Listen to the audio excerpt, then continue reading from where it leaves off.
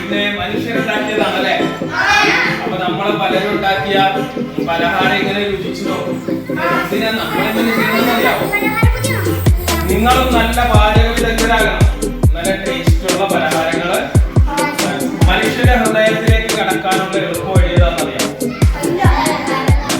നല്ല ഫുഡ് ഉണ്ടാക്കി രുചി കൂടും, പക്ഷെ ആരോഗ്യം നശിപ്പിക്കുക. അപ്പൊ നമ്മുടെ പലഹാരത്തിന്റെ രുചി മാത്രം പോരാ, എന്തുകൂടെ കിട്ടണത് ആരോഗ്യം ഉണ്ടാവണം അല്ലെ? രോഗം വരുത്തുന്നതാവരുത് പലഹാരം. ആരോഗ്യം ഉണ്ടാക്കുന്നതാവണം പല